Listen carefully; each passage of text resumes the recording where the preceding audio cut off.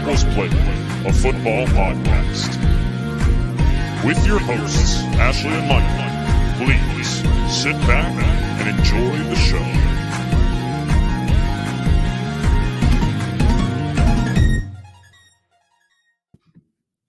Hi, everyone, and welcome back to the Undroppables Playbook, a football podcast presented by the Undroppables, sponsored by Analyst Depot. I am your host, Ashley. This is my lovely co-host, Michael Duncan. How are you tonight? I am sick, but Yeah. better than I was last night, Yeah. and hopefully well enough to make people not want to vomit when they hear my voice. True. We're a day late in this podcast. Michael Duncan has a man cold, so we're the here. hell is a man cold? You've never heard of that term before? No. What is the difference between a Never man cold and ever? a cold? A man cold is like women will post about like my boyfriend is a man cold and he's like dying on the couch, like I'm dying, like it's the end of the world, and he like literally just has a cold. I'm joking with you. Haha. You can laugh like that. I'm alone. I don't have people to tweet pictures of me laying on the couch saying, "Oh, my boyfriend." No, I'm alone. Okay. Fair Wow, enough. this got real dark, didn't it? Dark, a little bit. Didn't see that turn. Little bit. Yeah. I am dying though, but that's beside the point. Yeah. You got any March Madness brackets going, Duncan? I have one. The one that the I do Undroppables every one. year with the Undroppables. I did it today at like 11. Yeah. I'm beating. Last time I checked, I was beating you. That's really all I care about. I don't know. I think I actually won our bracket last year somehow. No, I did. It was on Sleeper last year and I won. I don't buy that. It was. Because I didn't know until about 3 months later, and I was like, wait, did I win this thing? And I won that thing. Not buying it. I did. We did it on Sleeper for the first time, and we moved off back to Tournament Challenge. I don't think we did. We did. You are not beating me, or we're tied right now in points, actually. With 60. Earlier, I was beating you. I'm in second, 60. though. I have one perfect bracket going. I have games going on over there, if you see me looking that way. Big March Madness girl. Big. I have not watched a single second of it yet. What? I got to watch the buzzer beater by Duquesne at work. It was freaking awesome. The upset. I almost picked Duquesne too. That makes me sad. You should have. I have one perfect bracket going. Very helpful, Ashley. Very helpful. One perfect bracket going right now. We'll see how all that holds up. So I know that's very upsetting for you. I am sad. UNC is who's my favorite college basketball team. So you're such a loser. My dad liked UNC, so okay. Well, he's such a loser too. Oh, go tell him that. You guys live in New York. So mean. You live in New York. What are you supposed to root for in college basketball? Literally, there's so many. There are 64 teams in this bracket this year, and you picked one of the two. The only thing that would be less respectful would be picking Duke, honestly. Ew, I hate Duke. Yeah, I know, because you like UNC, which is just we're not getting into this. I don't know. I think my dad liked it from like Jordan was there, so. Yeah, I know. It's always Jordan or it's whatever. I went to URI, so I do like URI basketball. They've fallen off a cliff, but our only notable basketball alumni is Lamar Odom. So, I mean, there's that. You got that going for you. Yeah, true.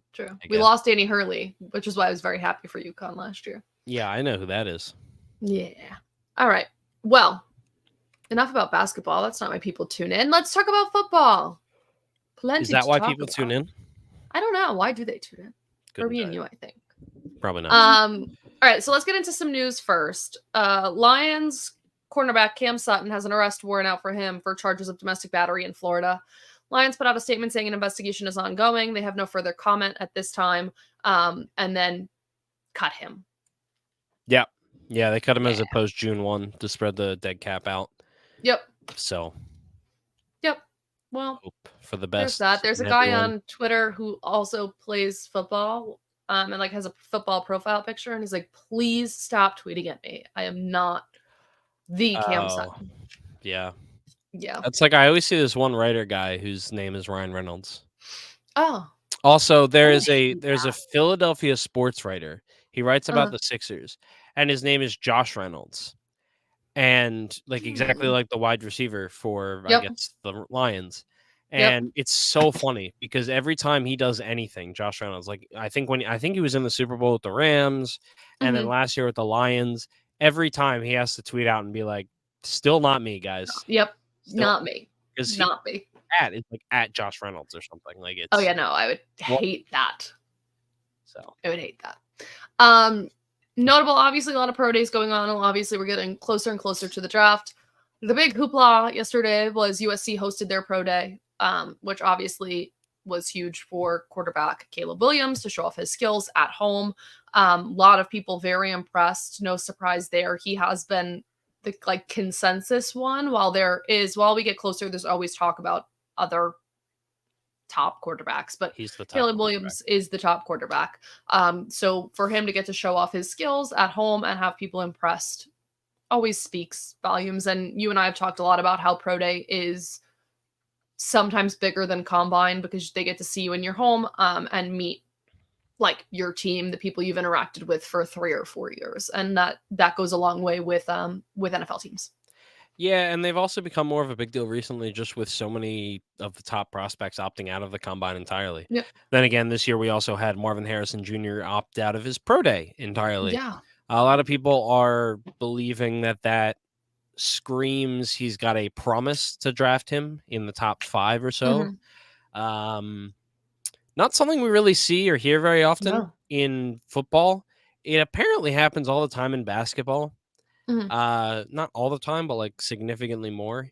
But would be very interesting. I think regardless, like the people that are like getting on him about that are overreacting. Yeah. It's like, yeah, I mean, I don't fully get it, but also he's doing his own thing. He's proven everything he needs to prove. So it is what it is. Yeah. So. I agree. So obviously we get closer to draft. We'll analyze those guys some more. 2 retirements, one a little bit smaller, but we've talked about him a lot last season. So we'll mention him. Cowboys linebacker Leighton Vander Esch was released by the Cowboys and then later retired. He's obviously gone through a lot of health ups and downs with spinal stenosis and several neck and back issues. So he decides to hang up his cleats for the final time. Yeah, it sounds like the Cowboys were basically forced into that release because of his medicals. So yes, it sucked. Hope the best for him. Agreed. And the big one of the week was Rams defensive tackle Aaron Donald retiring after a decade with the NFL. Pop quiz. He has a sack against every team in the NFL except for one. Do you know which team it is? When you ask a question like this, the answer is usually the Philadelphia Eagles, so I'll guess that one. It is. It is. Yep. Yeah. And Jason Kelsey, his longtime guy he's lining up against, I guess, in those matchups, also retired. So. Yep. An illustrious career for Aaron Donald, who was left with nothing but praise after announcing his retirement. This was a long time coming. It's been like 2 years now, every offseason, that's like, hey, like, is it time? And it hasn't been time yet. It is time now. Hall of Famer, incredible guy, and sad to see him go. Yeah, no, it sucks. But glad he's doing what he wants to do. Yeah. Can't really fault him for that. Absolutely not. Dallas announces Mike Zimmer as the new defensive coordinator, and they promote defensive backs coach Al Harris to an assistant head coach role. Mike Zimmer obviously coached the Vikings for a little while, so he is now with the Cowboys. Yeah, a lot of people really thought that job was going to go to Al Harris. He's a very popular young coaching name in the NFL. So going to be very, which is why I put that there, because usually I wouldn't just announce that like a DB coach was promoted, but it goes in tandem because with Dan Quinn leaving, it was kind of expected that it was going to be an internal promotion, and instead they go with Mike Zimmer. Yeah. Browns do hire who was thought to be a head coaching candidate for this cycle, who did not get picked up, the former Titans head coach Mike Vrabel as an offensive consultant for their team. Anything you think of this one? If I'm Kevin Stefanski, I'm a little scared. Fair. Really fair. I mean... Yeah. I wanted to pull something up before I say the next thing, which is that Have you watched Netflix's show Quarterback? Did you ever No. watch it? No. No, you never watched it. Okay, it was a really No. good show. But they announced that a new show called Receiver is going to come out. That stars Devontae Adams, Justin Jefferson, a couple other people who I'm having a hard time accessing. the Debo article Samuel, to George see. Kittle, not Tyreek Hill. Mhm. There's at least one other one I'm forgetting. This one I do plan on watching. Specifically, I will be watching it so I can watch Debo Samuel lose the Super Bowl. Yeah. Can't Fair. wait. Truly Fair. can't wait. Really, truly cannot wait. Yep. I'm excited for that one tweet that we talk about every year from Danny about like how if a quarterback was talking, if a wide receiver was talking. I'm excited to see it play out in real time. Your average quarterback tweet, your average wide receiver tweet. Your enemy moves quickly in the shadows and carries a knife. Yep. Yeah. Quarterback is like praise God. Yeah, I'm excited to see the differences. And Kirk Cousins was on last year, so that fed it like matched with that. So I'm excited to see how it goes with the Dan tweet. So no, it is legitimately, it's the most accurate thing that's ever been tweeted. Absolutely. It comes out like 4 times a year that it goes viral again, and it's like it's just so true. Oh, it's when more Travis than that. Kelce when Travis Kelce started dating Taylor Swift, and everyone was like, "Oh my, not again! Not all of the previous tweets matching up with this theory." It's so perfect. It really is. It's one day when Twitter finally burns down because Elon sucks at doing things, there will be a Twitter Hall of Fame, and that will be a top 10 tweet of all time. Just with accuracy and just longevity, like it's lasted the test of time. And it's incredible. Yeah, I'm excited for the show though, and I'm excited to see that. Particularly, the Niners will forfeit a 2025 fifth round pick for a payroll error, which miscalculated how much players were being paid, and they had to report it to the NFL, and it was false information. They said at never at any point did they go over the cap limit, which would have resulted in a bigger penalty from the NFL, to my knowledge. But because they didn't go over the cap hit, they forfeit a fifth round pick. Nothing huge there. And in NFL draft news, the Vikings and the Texans agree to a trade where the Vikings will receive the number 23 overall pick and a 7th round, which is number 232. And the Texans will receive the number 40 overall, a 6th, which is 188, and a 2025 second. Yeah, it reminds me a lot of the Eagles a couple of years back when they made a lot of pre-draft moves to kind of advance in the first round to move up to get Carson Wentz back in 2016. They traded DeMarco Murray in a trade. They traded, I want to say it was Byron Maxwell in a trade. And it was all done prior to the draft in an effort to get closer to getting Carson Wentz at number 2 overall. So, the Vikings, in my opinion, are not trying very hard to hide what they're doing, which is they are trying to get up into the quarterback market after being left with simply Sam Darnold. Yeah. Who sees ghosts? Yeah, don't remind me. Great. I know that was bad for everybody involved, but me personally, I got in my family league, I got bullied out of benching. I was starting Dak Prescott in that game. And I needed 3 points to win, by the way. And it was Monday night. My cousins were bullying me. And I was like, fine. Sam Darnold's here. I only need 3 points. I'll drop Dak. I'll pick up Sam Darnold. It'll be fine. And he got -6 points or whatever it was because it was the seeing ghost. It was the seeing ghost game. And I lost. And that tanked my season. It was only week 3. My team was going great. And it just... We never recovered. Screwed the morale of your entire team. We never recovered. I know that is funny. It will never be funny to me. That's hilarious. Because I have a personal vendetta against those ghosts. Against the ghost game. Yeah. Yep. Pain. Yeah. Just actual real pain.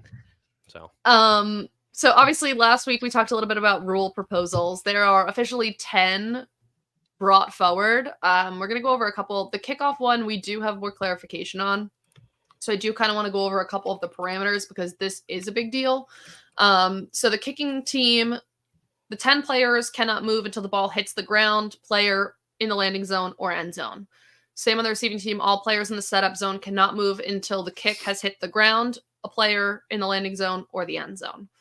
Any kick that hits the landing zone, which is called the goal line to 20-yard line, must be returned. Any kick that hits before the landing zone will result a touchback to the 40 as if it went out of bounds. A kick landing in the landing zone that rolls into the end zone and is downed is a touchback that sets up on the 20. A kick landing in the end zone or goes out the back is a touchback to the 35. For an onside kick, the fourth quarter begins. The team trailing has the opportunity to declare an onside kick to the officials. Current onside kickoff rules would apply. There's no fair catch or signaling, and this proposal would be to test this out for a year and then evaluate how well it went. Do you have any specific thoughts on that? Do you know if those are the exact XFL rules?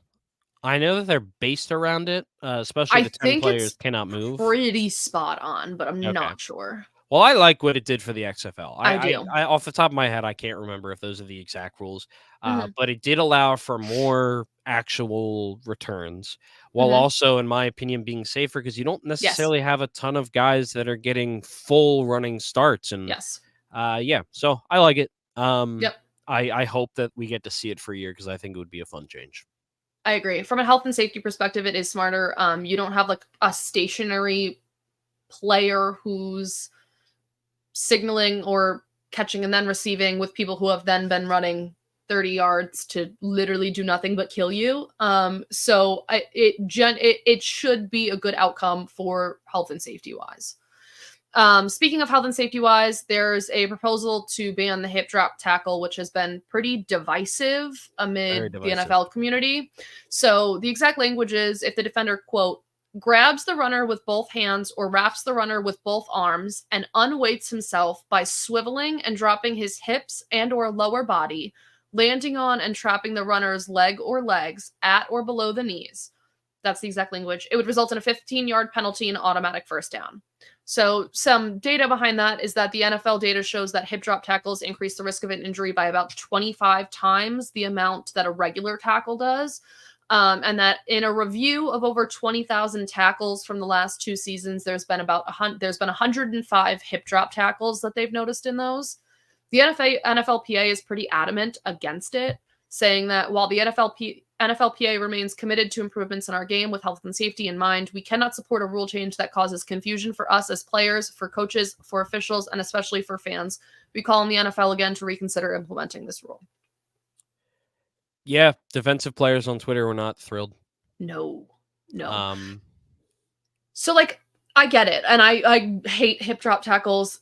They result in, like, gruesome injuries, too. It's not usually just, like, an ankle sprain. It's, like, a shattered shin. Or, like, ACL tears. They're big injuries, so I understand that. My issue with it comes from...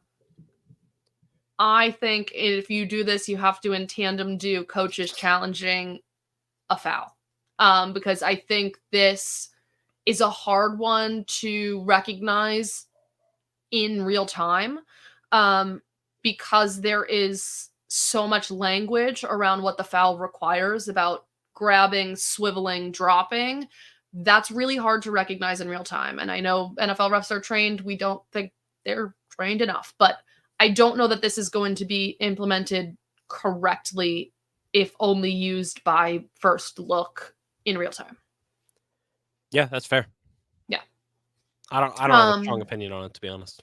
Yeah. Another one I found interesting was one brought forth by the competition committee, which was to allow for an enforcement of a major foul by the offense prior to a change of possession in a situation where there are fouls by both teams. That one was pretty interesting.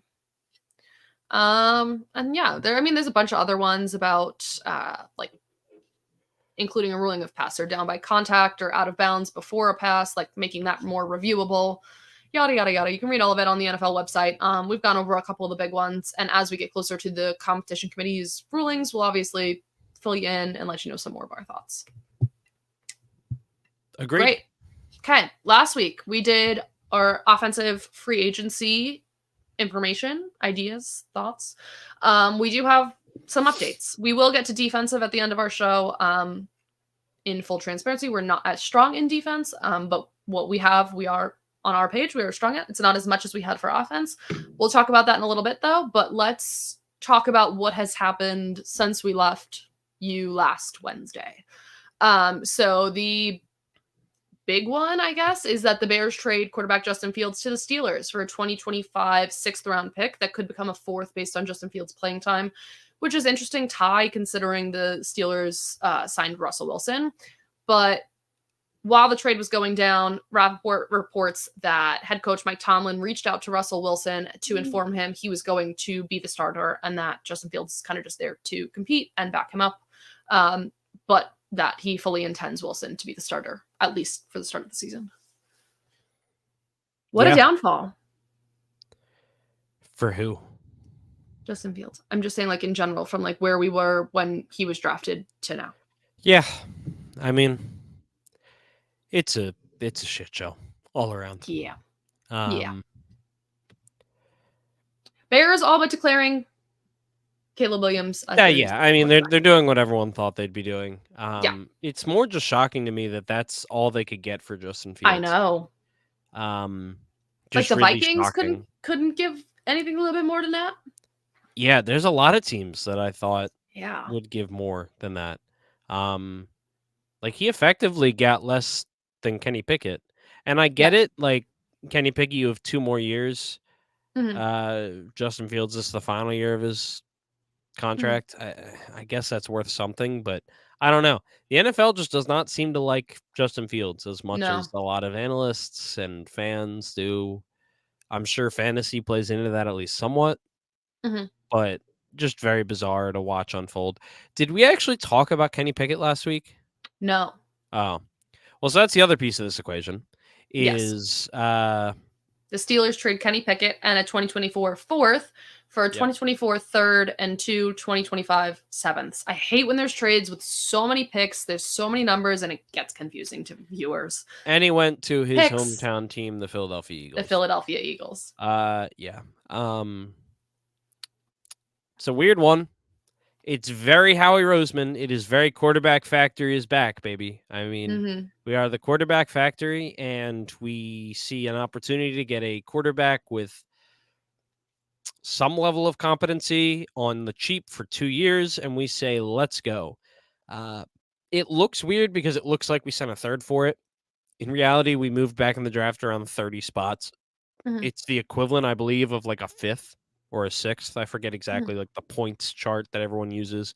It equates to like a 5th.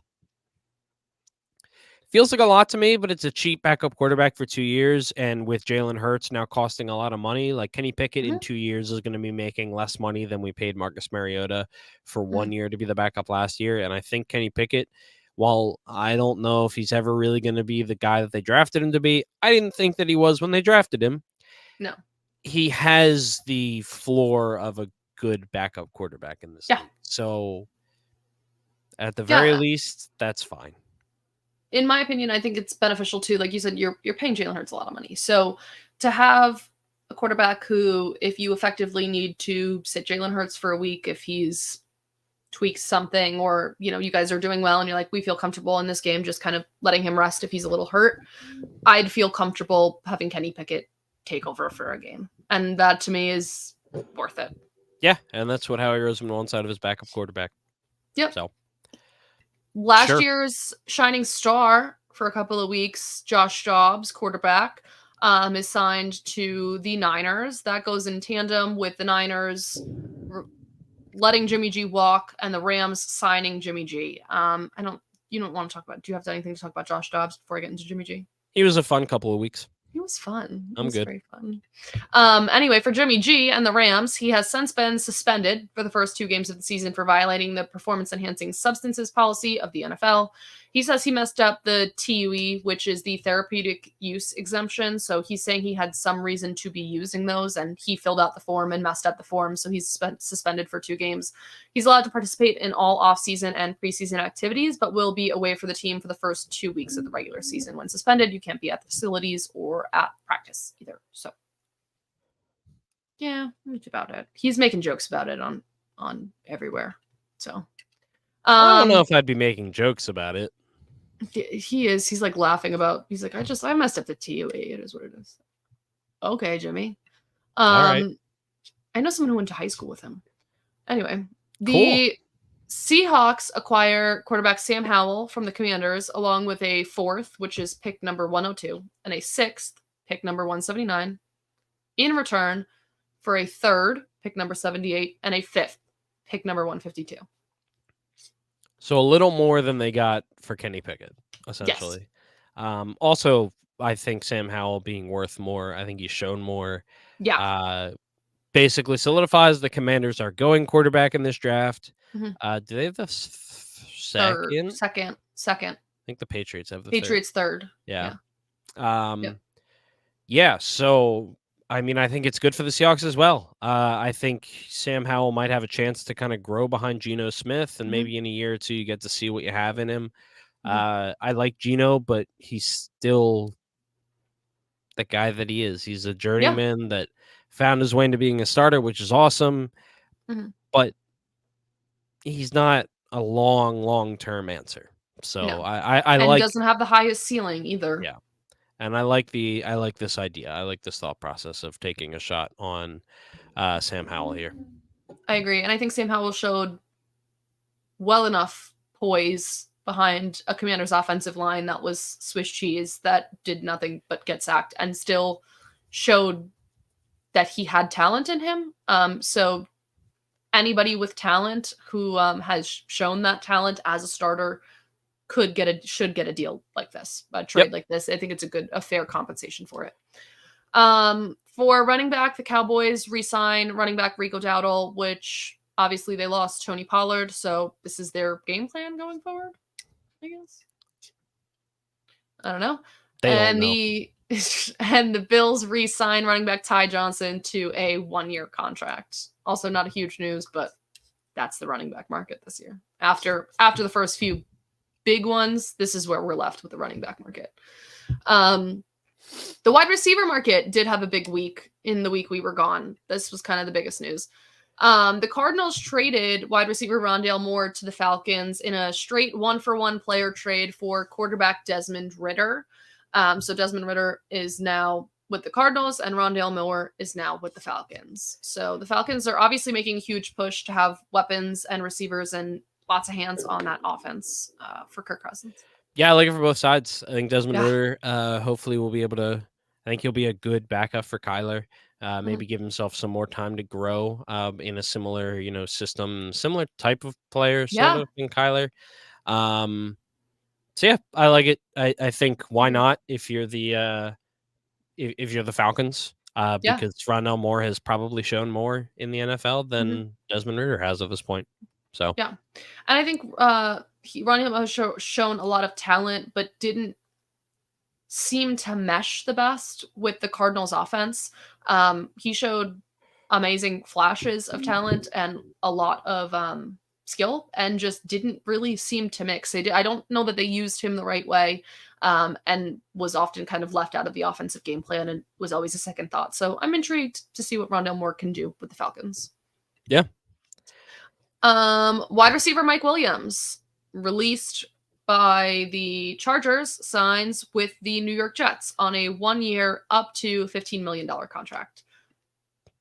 Oh, you skipped one. Oh, sorry. I'll go back to that one. Give me your thoughts on that one first. Okay. Well, I wanted to make a big deal. Do you want me to do the big one first? They kind of go hand in hand. So. Well, we're already talking about Mike Williams. Okay. Right. Because this all happened yesterday, while I was sick, and it was it yesterday? You were sick yesterday. No, but was it yesterday that this all happened? I think what so, all right? Happened? I think that was the day before. Oh, it was the day before. I don't know what I was thinking then. But regardless, yeah. So all of a sudden, I go on Twitter and I see we're talking about Mike Williams, right? Yes. Yeah.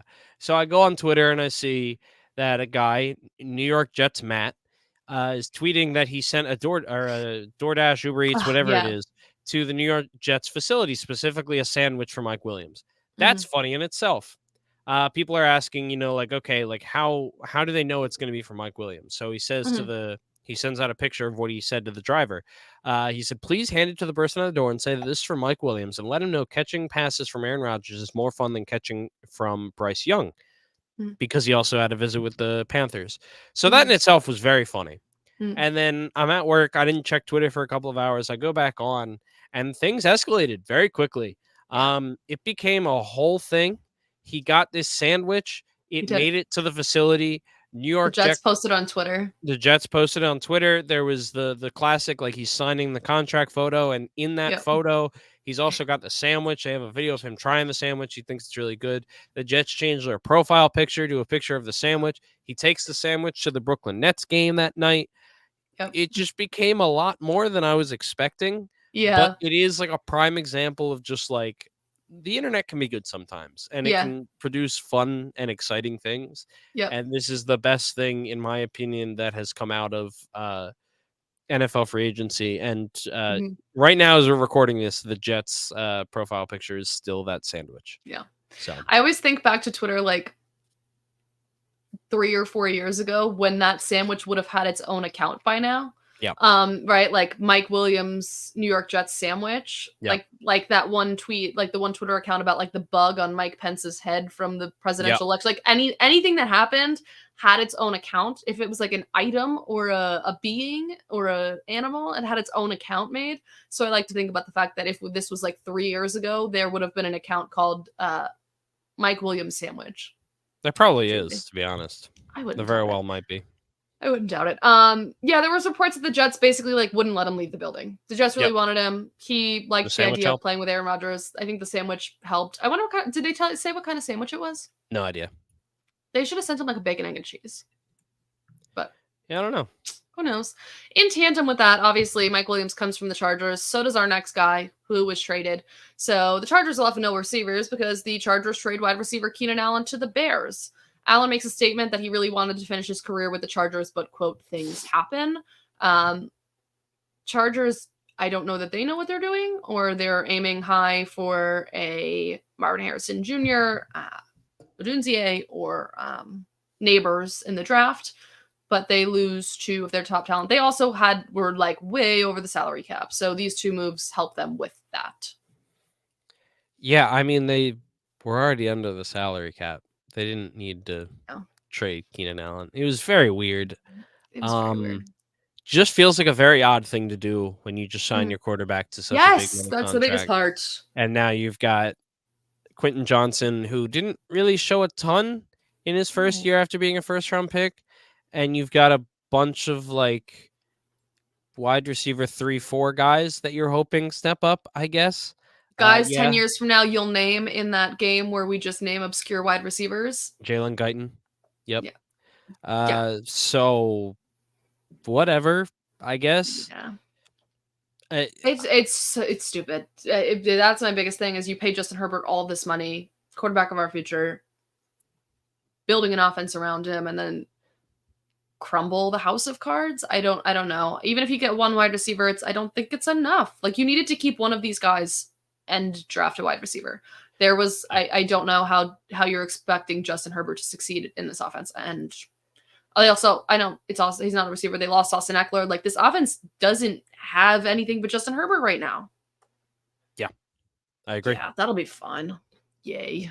Where are we? Okay, we did that. The Bengals re-signed wide receiver Trent Irwin to a 1-year deal. Cowboys released wide receiver Michael Gallup. Couple more small ones. We'll do one more big one. Browns signed wide receiver James Prochet. Patriots signed KJ Osborne. Chiefs signed Marquise Brown to a 1-year deal worth up to $11 million. I think that's a great move for the Chiefs. I agree. Any other comments before we get to the one? No, I'm more intrigued by this last one. Okay. The Browns are going to sign wide receiver Jerry Jeudy to a 3-year deal worth up to $58 million with $41 million of that guaranteed. Now, let me tell you something. Okay. Tweet I saw. I'll give you the numbers and I'll give you his at FB_film analysis, Ted Nguyen. He says, quote, they now have a $230 million quarterback that has thrown 14 touchdowns in the last 2 years, throwing to a $58 million wide receiver who has never had a 1,000-yard season. Yeah, I don't get it. No. I mean, the trade was one thing. Felt like too much at the time anyway, but then you throw in this contract. That is so much money for a wide receiver that has really shown nothing. Nothing. And has produced drama. Yeah. Drama. The Browns have enough of that. Maybe that's just like what they're going for. Maybe the Browns are looking for people who can like feed into this Yeah, but drama it's not narrative. even like fun drama. No, that's what I'm saying. Like, is this their identity? I don't know. I think some ancient witch put a hex on the Browns for mediocrity. And I'm happy for her, genuinely, because Yeah. that's what they deserve. And congratulations. You overpaid on a wide receiver who hasn't shown enough to pair with a quarterback who's washed up and has not shown enough. Congratulations. Wish you well. Well said. I hate the Browns. Fair Okay. enough. Last offensive updates, some other ones. Bengals sign Trent Brown to a 1-year contract. This is, I think, a great signing for them. He can play both left and right tackle, which will help them with the right tackle spot, but is also good. God forbid something happens to Orlando Brown. He's played well on both left and right. Obviously, he's geared more towards right tackle, but I think it's good insurance to have someone who can switch if need be. Broncos signed former Giants offensive tackle Matt Pert. Congratulations, have him. Cardinals signed center Evan Brown for a 1-year, $2.35 million, worth up to 2.9. Yeah. Nothing too huge there. But, all right. This is what today's geared about. Defensive free agency. You ready? Yeah. I'm awake and I'm alive. And you're still feeling sick. Yeah. Yeah. But we're pushing through. All right. Would you like to do it in the positional order in which I have, or would you prefer to start somewhere else? No, let's just go. All right. Let's start with Chris Jones, who re-signs to Kansas City for a 5-year, $158.75 million contract. Lots of money. Yep. Very smart. Chris Jones has been fantastic. Obviously, we saw that the Chiefs kind of struggled without him when he was holding out, correct? Yes, I'm remembering that right. When he was holding out. And they finally signed him. Team incredibly improved. And he helped spearhead them to another championship. And this was the smartest move. You pay a guy like Chris Jones. You don't let him walk. Yeah. It's essentially comes down to more or less a 3-year deal. Where you're paying him at the top of the market. It is a 5-year deal in total, but it's essentially a 3-year deal. Yeah, he's been awesome. The nice thing about defensive tackles is, he's age 30 right now, but they tend to age pretty well comparatively to some other positions. Like cornerback don't tend to age well. Running back, obviously. Wide receiver can sometimes fall off a cliff. Defensive tackle tend to age somewhat well. So it's pretty reasonable to expect him to continue to be like a top 5 defensive tackle, if not, top 3, top 1, which is what he's kind of been for the last couple of years. So yeah, it makes sense. It's a really good contract. It's an important contract because he's the cornerstone of that defense, really. He was a massive part of the Super Bowl run, and he's going to continue to be that as this team races to win 3 in a row. Yeah. I have some wrong information here for the next one, so I'm just going to do this. Justin Madubuike re-signs with the Ravens on a 4-year, $98 million contract. Ravens lost some key players, but any thoughts on this one, on this re-signing? Yeah. I think it's a little scary. They did what good teams do, which is re-sign their young, productive players at premium positions, which defensive tackle is. He's 26 years old. He's more of a nose tackle. He's a run stuffer. The big question is really like, we know he's a good player, but is he a player on the rise, or was 2023 an outlier? The reason I say that is because in his first 3 seasons, he had 8.5 sacks, 16 quarterback hits. Last season, he had 13 sacks and 33 quarterback hits. So that's a big jump. It's a scary jump. It's the type of jump where you're watching it, you're very excited, but at the same time, you're sitting there, you're wondering, you're like, you're going to have to pay him. It's exactly what you want to do if you're him in a contract year, because you're going to get the big bucks, and that's exactly what he got. He's good. The film says he's good. The production says he's good. He's a high effort player. They drafted him. He's homegrown. you do what you have to do to keep them at home, but I do Mhm. wonder what this contract looks like a couple years down the line, and if he can continue to be like a sack and quarterback hit guy, or if he kind of just eases back into being primarily a run stuffing nose Yeah. tackle. Yep. Understandable. Yeah, there's a chance for this deal to become overpaying. Right now, it may not seem like overpaying, but it could transition to become an overpay. Yeah. Agreed. Yeah. Christian Wilkins signs to the Raiders on a 4-year, $110 million contract where he'll be paired with Max Crosby. He was statistically the second best this year behind Chris Jones. With not a lot of depth in free agency at this position, I think it's a great signing for the Raiders. And add a pair next to Max Crosby. Yeah. Christian Wilkins is a very good football player. He took a couple years to develop, as defensive tackles often do. He's 28 years old. He was drafted 13th overall. He's just a very good player. Yeah. Yeah, I think that it was a good signing. And I think it was an area of need. Just anyone good at defense, at playing Yeah. defense on the Raiders. He was one of the best players in free agency. So great job. Yep. Leonard Williams resigns. That's where my notes were supposed to go. Leonard Williams resigns with Seattle on a 3-year, $64.5 million contract. With the other defensive signings and re-signing Leonard Williams, Seattle's preparing to improve their defense. Leonard Williams was third in most pressures last year and has proven himself to be a game changer even after he moved from the Giants to the Seahawks.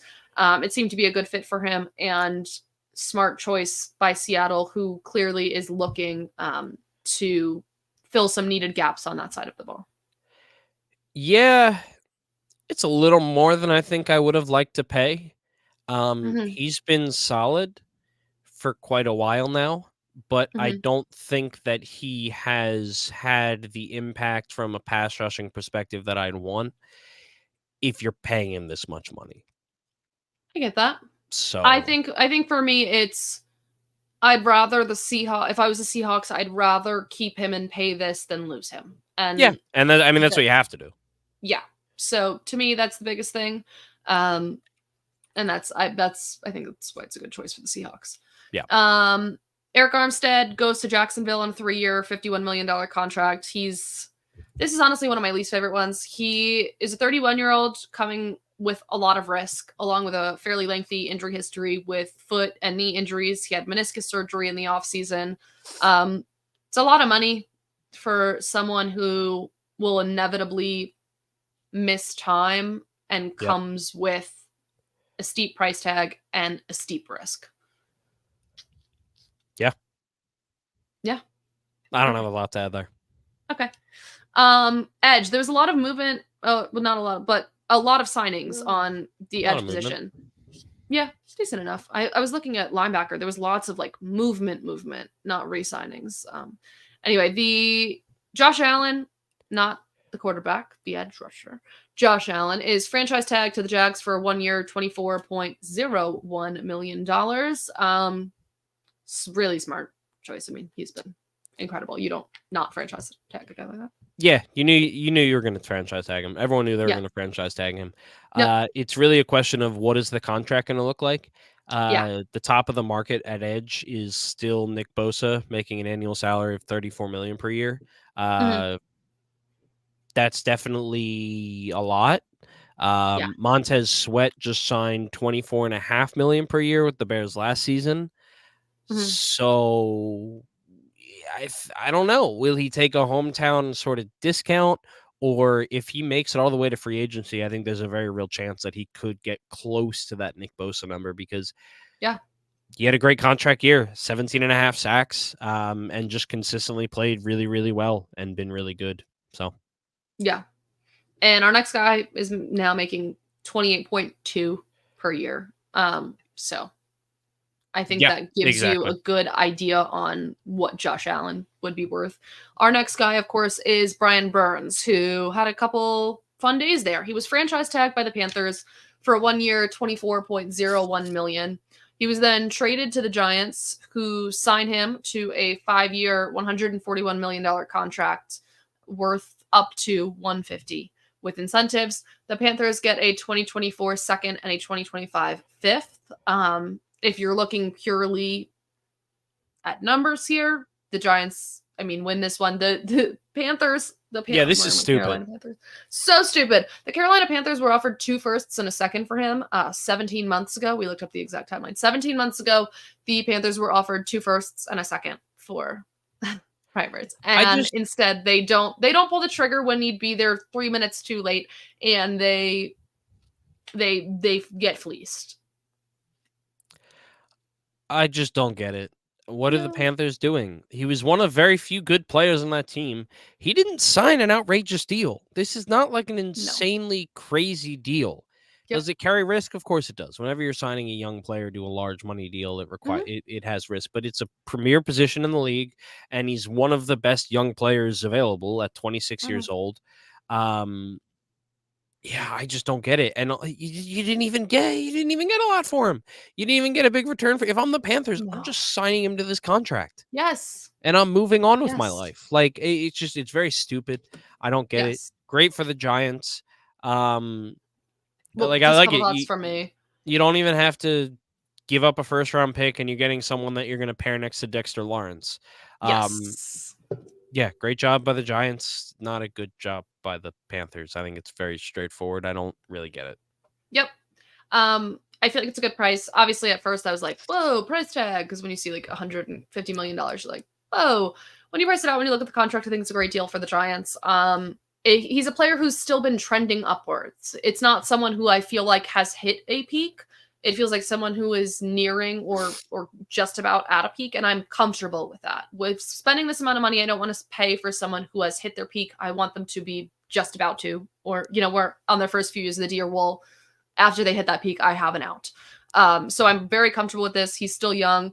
Pairing him alongside Dexter Lawrence, having Kayvon Thibodeau.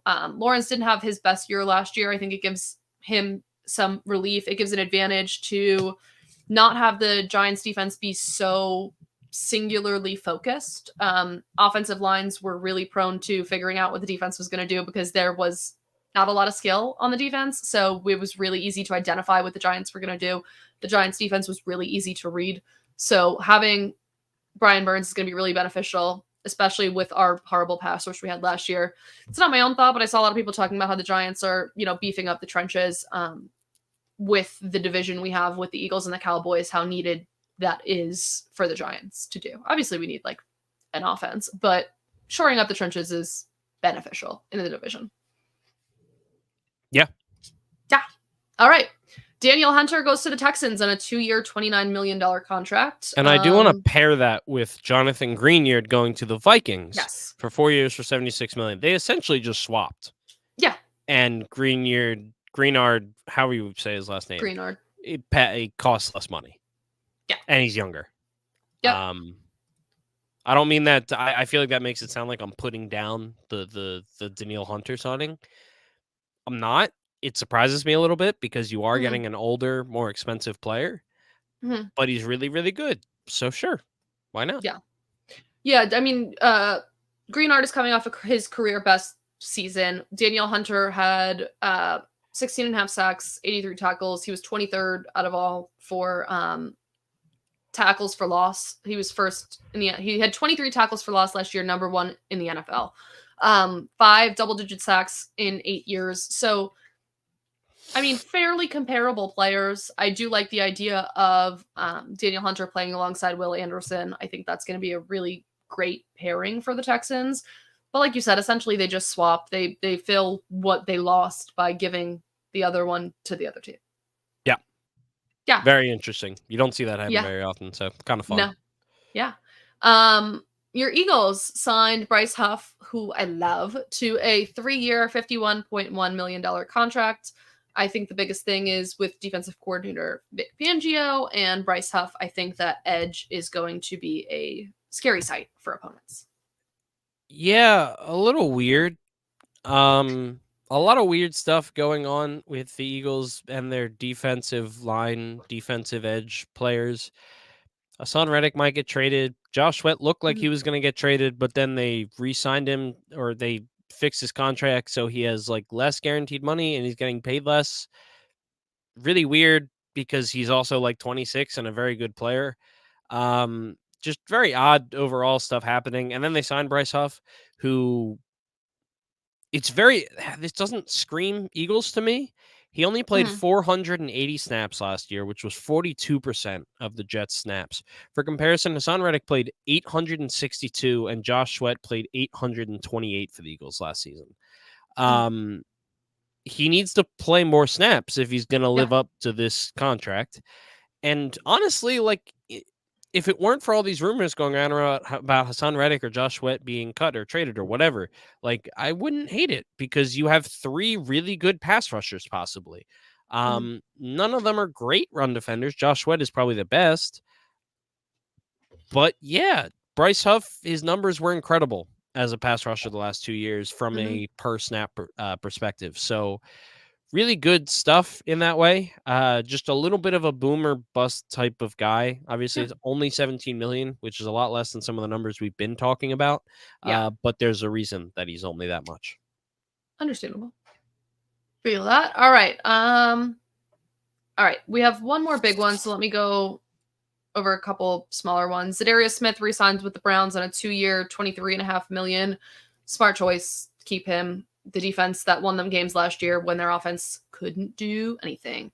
Him and Myles Garrett were a great pairing together. Josh Uche re-signs with the Patriots on a 1-year, $3 million. Leonard Floyd to the Niners on a 2-year, $20 million contract. He's reunited with Brandon Staley, who was his Rams defensive coordinator, who's now the assistant head coach for the Niners. And Andrew Van Ginkel to the Vikings for a 2-year, $20 million. I don't think we have too many thoughts on those, correct? Nope. Okay.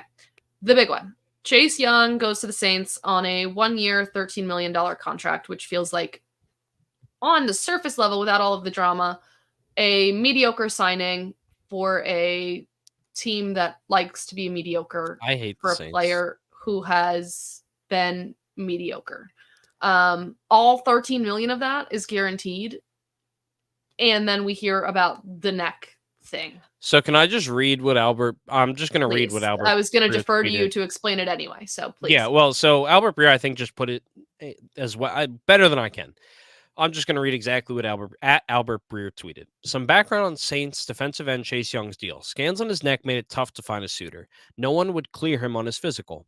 The condition was initially found after he had a stinger last year versus the Browns in the preseason. He'll have neck surgery tomorrow. This was tweeted on March 20th. This was tweeted yesterday, so I guess today.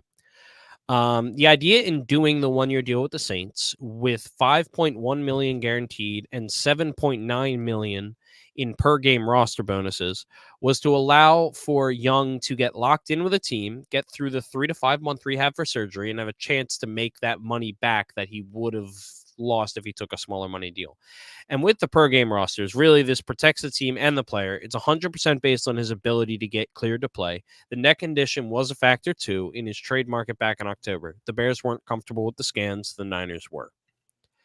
So a really, really, really interesting and not very common situation that resulted in this. So I had misinformation about the contract. So I like a little bit better about the guaranteed part, because I had seen somewhere that it was all 13 guaranteed, and that would have been crazy to me. Yeah, I mean, again, I don't really. The signing doesn't do anything for me. Again, the Saints have been mediocre. Chase Young has been mediocre. He's not what he was supposed to be. So on a skill level, it doesn't mean much for me. The only props I will give to the Saints here is for actually being smart enough to write in like stipulations about his neck into the contract. Yep. That was smart. I'm really curious. I have not seen though what the actual like neck injury was. Yeah, I don't know. No, it just keeps saying like his neck injury. He's going to rehab. He's going to surgery, like, and then rehab. But I can't find any information on what the neck injury actually was for the last couple of days, which is interesting. All right, so let's move on to linebacker, in which I was talking about earlier. Lots of movement. A lot of people who chose or were not offered to re-sign with their former teams. Biggest was Patrick Queen to the Steelers on a 3-year, $41 million contract in which he goes in the division from the Ravens to the Steelers and will have to face his former team twice a year at minimum. Yeah. Really interesting. I personally wasn't too surprised by him leaving. I thought that he would leave after they traded for Roquan Smith. What was that, like 2 years ago or whenever that was? So it doesn't exactly shock me. He did get a little bit less than I thought he would get. I thought he'd get more like closer to like 15 to 18. He got 13.7 per year. It's a big need for Pittsburgh, and they got the top guy on the market. That's great. And he gets a little extra motivation twice a year in one of the last few true rivalries that exist in the NFL. So yeah, agreed. Is there any of these you want to talk about? Like, I know we have notes on the last two. Any of the other? All right, I'll just read through them. Frankie Luvu, Commanders, $31 million contract. Levante David re-signs with the Buccaneers on a 1-year contract. The Buccaneers are steadfast in re-signing currently and keeping what they have tried and true. That did well enough for them. Not Devin White, who went to the Eagles on a 1-year deal. Former, like 5th overall pick or whatever. Yeah. But for the most part, that seems to be the plan for the Buccaneers, was to keep what we have. Yep. I like the plan for the Buccaneers. I think the team had room to improve last year, and they can improve via the draft and smaller pickups in free agency. I don't think there's any need to let anyone walk if you have the money to pay them, and which the Buccaneers do. None of these contracts seem to be extensively long-term or extensively high in pay. They seem to just be saying, hey, let's see what we got and really evaluate what we have here for the next year or two. Smart move by them. Jordan Brooks goes to the Dolphins on a 3-year, $26.25 million. And then the two bigger ones, or bigger names, I should say. Bobby Wagner goes to the Commanders on a 1-year, $5.5 million. Bobby Wagner has shown, even with age, he's been putting up decent numbers. I think for the Commanders, it's a great get for a low price, low commitment, and I think that's really beneficial for an organization going through a lot of change that kind of is trying to reinvent their identity. So signing players to bigger players to smaller contracts instead of overcommitting and expecting too much in a organization that's rebuilding and making a new identity for themselves would be a bad way to go. So I think they're doing it the smart way with this deal. Bobby Wagner is also known as a great leader, a great veteran to have in a locker room. And the Commanders, again, with no identity, kind of need something like that currently. Yeah, fair. And Jerome Baker goes to the Seahawks on a 1-year, $7 million contract. Seahawks lost Bobby Wagner and Jordan Brooks. Jerome Baker, from what I read, I don't do a lot of defensive film analysis, is really great in coverage. I think it's a great price for a stopgap in place for some of the pieces you've lost. Cool. All right. Cornerback, L'Jarius Sneed is franchise tagged by the Chiefs on a 1-year, $19.8 million contract. Again, really smart franchise tag usage by the Chiefs. Any thoughts on this one for you while I shout college basketball into my remote so I can change the channel to the Kentucky game if I can find the remote? Yeah, L'Jarius Sneed. It's going to be interesting to see what happens with that. Honestly, I'm just waiting for a trade partner to come out, because that's what it feels like how this is going to end at this point. He's insanely talented, but the Chiefs, I feel like if they wanted to pay him what he wants to get, they would have happened already. It just feels to me like they're in a stalemate at the moment and waiting for someone to break, whether that be one of them or another team in the NFL to pay the price that the Chiefs are asking for. Yeah. Kentucky's losing, by the way. That's why I turned that game on. They're 3 points down to 14 seed Oakland. Jalen Johnson resigns with the Bears on a 4-year, $76 million contract. He is known as one of the best coverage quarterbacks. Cornerbacks. The Bears reporters and insiders seem to really like this one. I don't have too much to say other than that. Honestly. No, I mean, it's a great signing. It's a good signing. He's a really good player. Yeah, that's what you do. It's a smart choice. Kendall Fuller goes to Miami on a 2-year, $16.5 million contract. Really cheap get, I feel, for someone who is beneficial in run support and in a defense that kind of needed a little bit of help with that. Yeah, good? Yes. Okay. And the last is our safety position. Antoine Winfield Jr. is franchise tagged by the Bucks on a 1-year, $17.12 million. Not going to go on my spiel again about the Buccaneers making smart choices and keeping their players. Kyle Duggar is franchise tagged by the Patriots on a 1-year, $13.81 million contract. Really smart move by the Patriots. I think this had to be your number one priority, was to try and keep, or one of your top priorities is to try and keep Kyle Duggar here this year.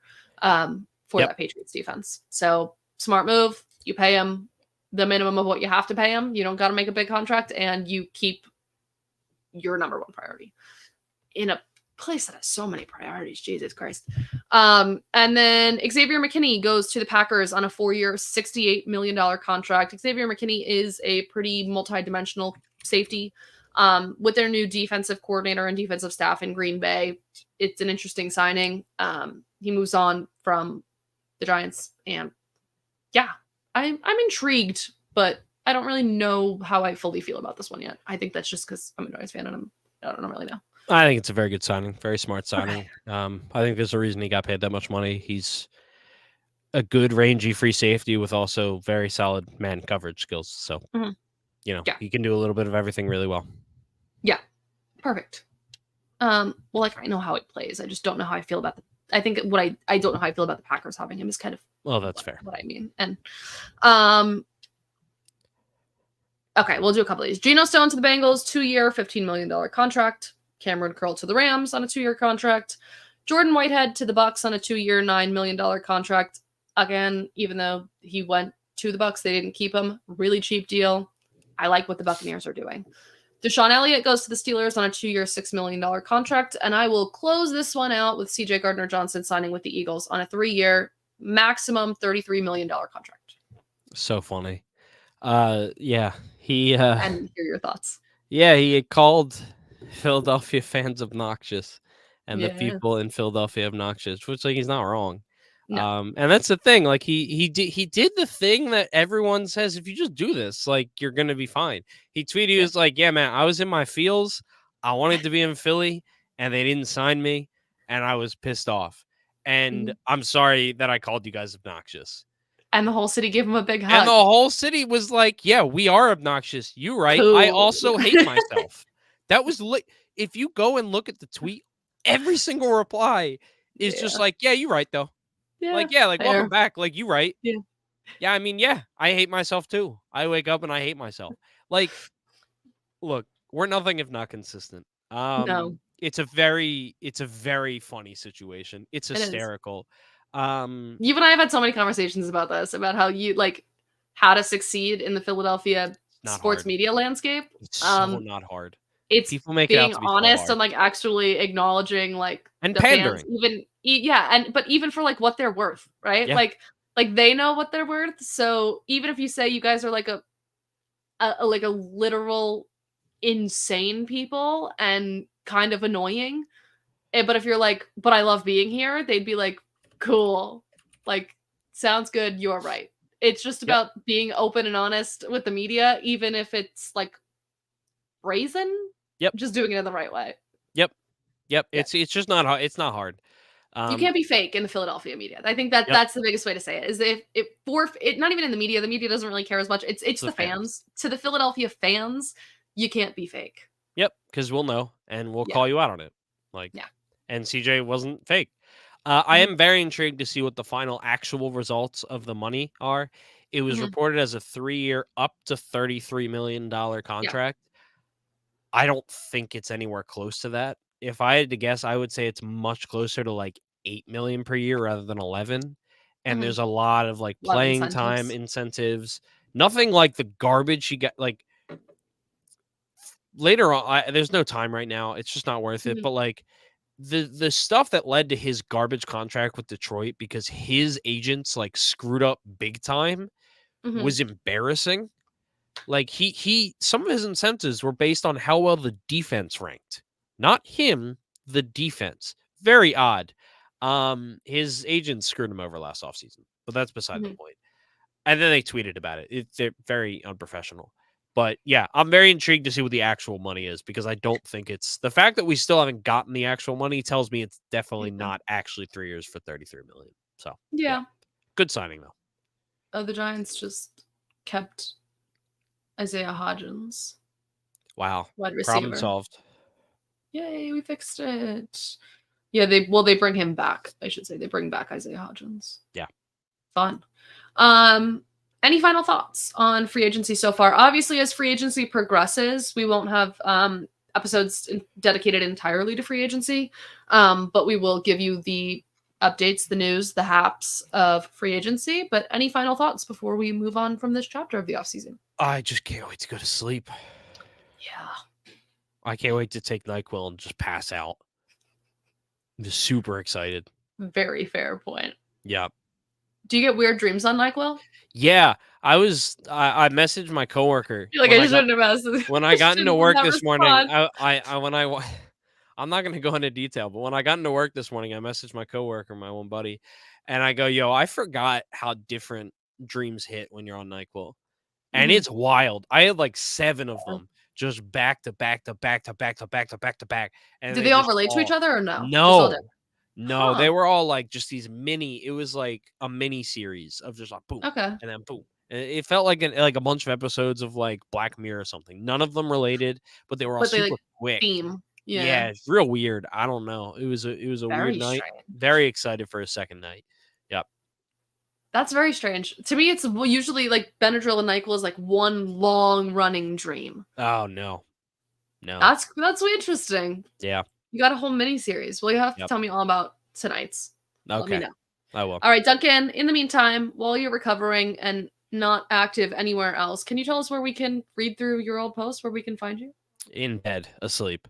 But other than that, you can find me on Twitter at mpduncan75. Great. You can find me on Twitter at Ashley_Marie with 2 A's in Ashley. You can find me checking the Undroppables bracket every day to see if I'm beating Michael Duncan, because if I'm not, I'm gonna off myself. Pretty sure I won last year. You did not. You did not. No. Remember, you could find me the entire you literally every year are like, I am terrible at this. I've never won. Oh, I never said I was good at it. Why are you saying you won? Because I'm pretty sure I won. I would remember really seeing as I never win and I never do well. I'm pretty sure I won. I think you're imagining it. You would have put up a big stink about signing up this year. You would have been the one to be like, hey, are we doing that bracket thing again that I won last year? No, because I never remember until it happens. So all right. You can find me, Duncan, the entire Undroppables crew on our website at theundroppables.com. You could get all access pass all hours of the night. You can wake Michael Duncan up from his NyQuil dreams with a bunch of Discord messages if you join our Discord at patreon.com/theundroppables. We hope to see you here on our normal day when Michael Duncan doesn't have a man cold next week on Wednesday, 8 p.m. Eastern Standard Time. Until then, we bid you farewell, well wishes, enjoy March Madness. Are you going to sign us off, or are you very enthralled in what you're doing? I won in 2021. Oh, that's so many years ago. On Sleeper, I won in 2021. Okay, that's many years ago. Yeah, we were the Undribbables. Oh, that was a good name. Undribbables. Yeah. Love that. You came in. You didn't play. No. Oh. Well, that was when I had joined in August of 2021. Yeah, I wasn't there yet. Well. Yeah. Anyway, I'll try this again. Until next week, where we will see you at our normal day when Michael Duncan doesn't have a man cold. I'm repeating myself. Next week, Wednesday, normal time, 8 p.m. Meet us here. See you then. Good luck in March Madness. Go Birds. Bye.